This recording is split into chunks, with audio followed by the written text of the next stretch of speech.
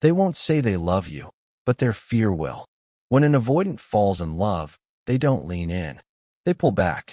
What looks like disinterest is often the opposite. It's emotional overload. For someone who's built their safety around distance, real connection feels dangerous. So when you start meaning something to them, they retreat, not because they don't care, but because they care too much. You'll notice it in their patterns. They'll be warm one day, texting first, staying longer in conversation, maybe even opening up a little. Then suddenly, they go cold. Their messages get shorter. They withdraw. You think you've done something wrong, but you haven't. What's happening is that their defenses have been triggered. Closeness awakens every fear they've buried, of losing independence, of being rejected, of needing someone and being disappointed again. Avoidants love quietly, awkwardly, and often against their will. Their feelings show up not in words, but in contradictions. They might pull away, but they don't disappear. They might act distant, but they'll keep watching you from afar. They'll remember tiny details you never expected them to. They'll show care in small, practical gestures, fixing something, checking in subtly, or doing something thoughtful without drawing attention to it. And if you ever pull away, you'll see it. That flicker of panic they can't hide. They may not chase openly, but you'll feel their energy shift. They'll test the waters, sending a message just to see if you're still there. They'll act composed, but beneath that calm, they're replaying everything in their mind, wondering if they pushed too hard, if they've lost what they were too afraid to hold. The truth is, when an avoidant starts acting inconsistent, emotional, or uncharacteristically protective, that's not confusion. That's love breaking through fear. Their avoidance doesn't vanish when they fall for you. It fights harder. And if you know how to see it, their distance stops looking like rejection. It starts looking like proof that you matter. If you want to better understand how to deal with avoidance, then subscribe to the channel to know everything. When an avoidant starts to fall for someone, their emotions rise faster than their ability to regulate them. To you, it might look like hot and cold behavior. One moment, they're open, curious, even affectionate. The next, they retreat, quiet, detached, unreachable. But that switch isn't cruelty. It's their defense system trying to keep them safe from a feeling that feels too big to handle. Love exposes something they've spent years avoiding: dependency, needing someone, missing someone, being seen. Those things that feel natural to most people feel like traps to an avoidant. So when you reach a level of emotional closeness that threatens their independence, they instinctively pull away. It's their subconscious way of saying, "I care about you too much, and I don't know how to be safe in that." Inside, it's chaos. They replay conversations in their head, overthink every word, and criticize themselves for feeling too much. They try to convince themselves they're fine, that they don't need this connection, yet they can't stop thinking about you. They'll scroll through old messages, hover over your name, hesitate to reach out, then finally send something meaningless like, "Hey, just checking in." That's their way of testing if the bridge is still standing. The paradox is that the more they love you, the less they know how to show it. Their walls grow thicker right when their heart grows softer. But underneath that emotional distance is a quiet longing for safety, for someone who doesn't chase them, but doesn't vanish either. Someone steady enough to stay calm when they retreat. Because deep down, they don't want to be alone. They just want to be loved without being controlled. When they act distant, it's not because they've stopped caring. It's because caring feels like exposure, and love, to them, is the most terrifying kind of vulnerability.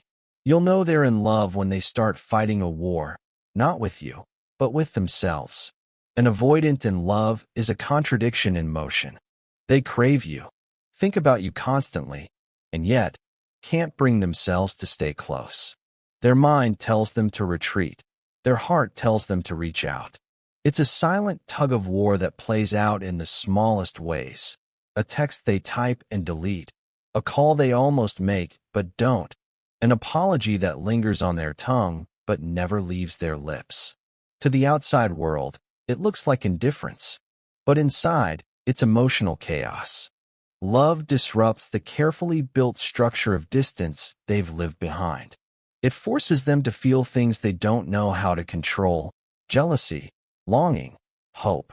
And for an avoidant, losing control of their emotions feels like losing themselves. So they try to suppress it. They go quiet. They tell themselves it's not that deep. But the more they resist, the deeper they fall. They might start overanalyzing your behavior, watching your reactions, your tone, your pauses. They're not trying to manipulate you. They're scanning for safety. They're asking themselves, will this person still want me if I can't always show up perfectly? And if the answer feels uncertain, they withdraw to protect the only thing they can control: their emotional distance. But love always finds cracks in the armor. You'll see it in their eyes when you talk. You'll hear it in the softness of their voice when they finally let their guard down. They might apologize in small ways, through gestures instead of words. They'll do something thoughtful, then act like it's no big deal. But it is. For them, every act of care is a risk, a moment of surrender in a life built on self-protection. And here's the truth they'll never say out loud. When an avoidant is in love, they're terrified of losing you, but even more terrified of needing you. Their heart reaches for connection, while their mind begs for space. And if you look past the push and pull, what you'll really see isn't confusion at all. It's love, caught in the crossfire of fear. You'll know you've reached their heart when they start to pull away from it. When an avoidant begins to truly care, everything about the connection changes. You'll feel it, the tension between what they show and what they feel. They won't tell you you're important. Instead, they'll become cautious, more deliberate. The same person who once flirted easily now pauses before they speak.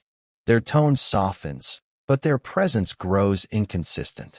That inconsistency isn't a sign of fading interest. It's a sign that you've crossed into dangerous territory: emotional significance. Avoidants don't fear people. They fear needing people.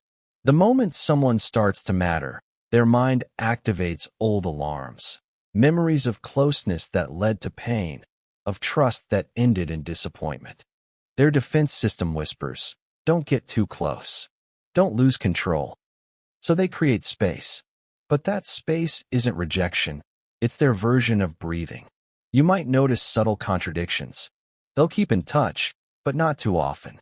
They'll say they need time alone, but still check if you're okay. They'll act fine, but their energy gives them away. When they're around you, they're present, quieter, more attentive, sometimes even nervous. They're not trying to play it cool. They're trying not to fall faster than they already have. Inside, the avoidant is wrestling with something they rarely face: vulnerability. Love makes them feel seen, and being seen feels unsafe. So they hide behind logic, routine, distraction. But no matter how much they retreat, you'll notice they never fully disappear. That thread of connection stays alive. A text here, a small gesture there. Proof that part of them is still holding on, even if they can't say why. This is the paradox of avoidant love. When they start caring, they act like they don't. Their distance is their confession. Their calm is their cover. And their silence, that long, confusing silence, is often the loudest proof that you've become someone they can't ignore. Because once you matter to an avoidant, they'll never look at you the same way again. They might run, they might hide, but in their heart, something has already shifted, and they can't undo it. They won't chase you, but they'll find quiet ways to never let you go. When an avoidant is in love, closeness terrifies them, but losing it terrifies them even more. So they live in a quiet contradiction, keeping one hand on the door while leaving the other just close enough to reach back for you. They may not ask for more time, but you'll feel their presence in subtle, almost invisible ways. They'll hover. They'll check in casually, as if by accident. A meme, a quick hey, a question they already know the answer to. It's not small talk. It's maintenance. Their way of saying, I still care, I just don't know how to show it safely. For them, this half-presence feels like balance. Enough connection to feel close, enough space to feel safe. You might notice them noticing you, the way they subtly watch your mood, your expressions, your tone. They'll never admit they're paying attention, but they are. Deeply. They'll remember the little things, your coffee order, the day you had an important meeting, that random story you shared once and forgot. Their memory is their love language, even when their mouth stays closed. And then there's the way they protect you, quietly, from a distance. They'll defend you in conversations when you're not there. They'll worry when you're upset, though they'll pretend they're fine. If they sense you pulling away, they won't beg you to stay, but something in their behavior will shift. They'll reappear.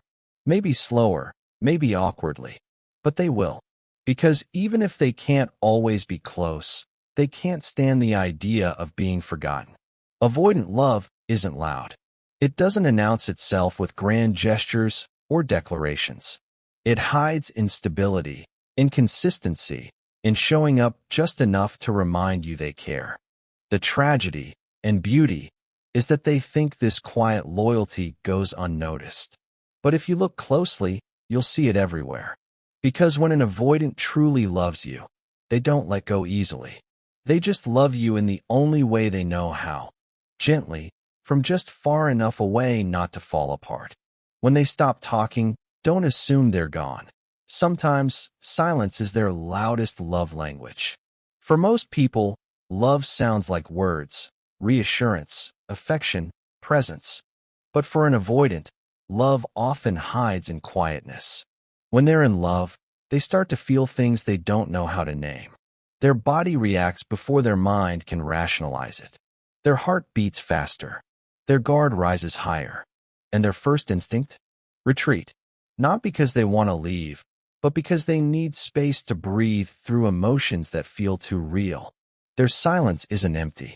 Inside, it's filled with thought. Overthinking, replaying, remembering. They'll go through old conversations in their mind, analyzing every word they said and every reaction you gave. They'll wonder if they've already said too much. If you saw the feelings they tried so hard to hide.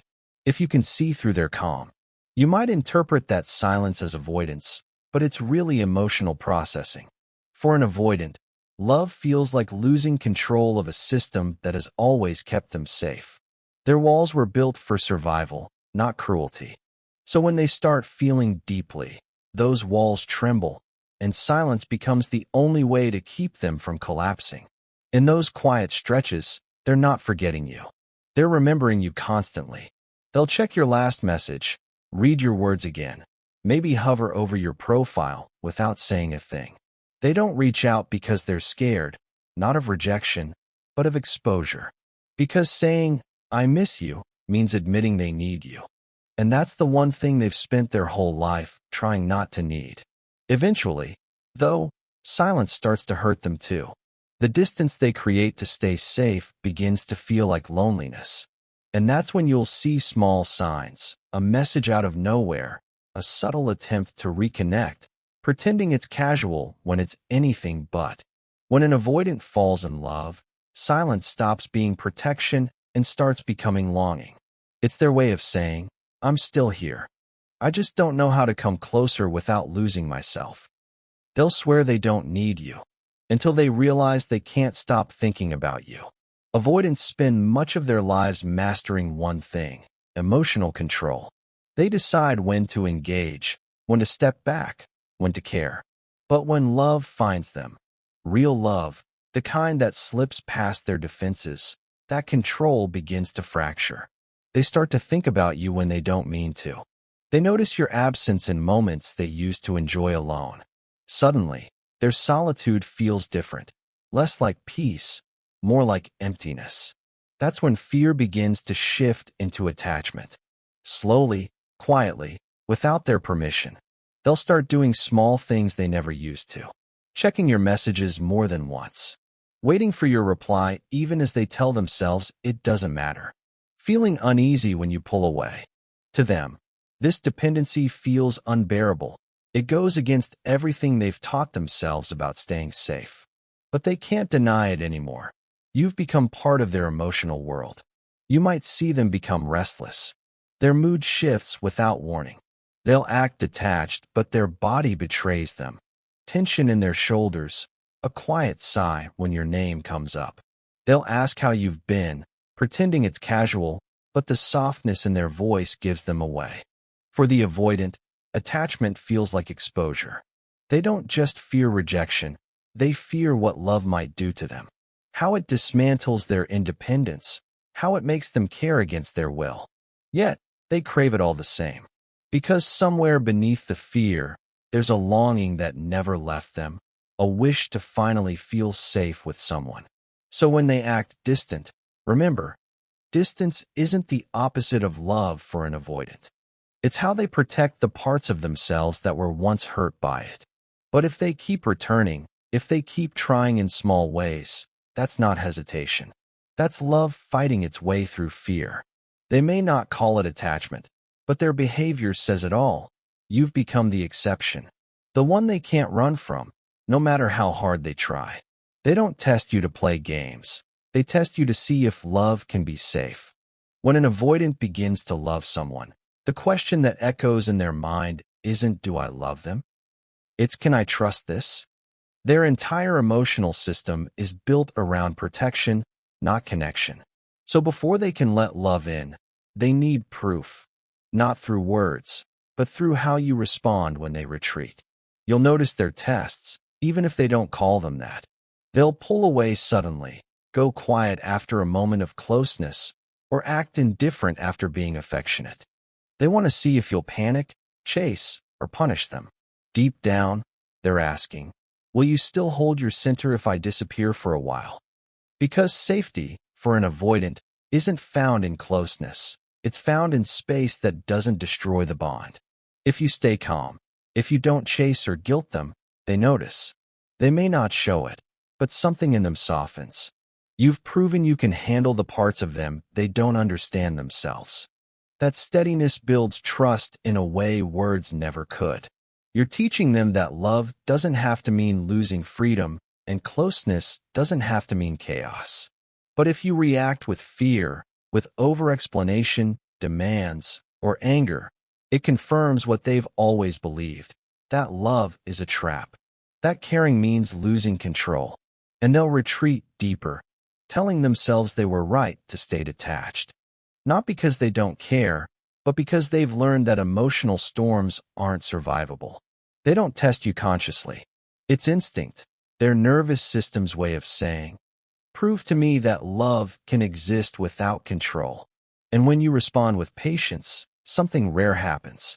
The fear that once fueled their distance begins to turn into trust.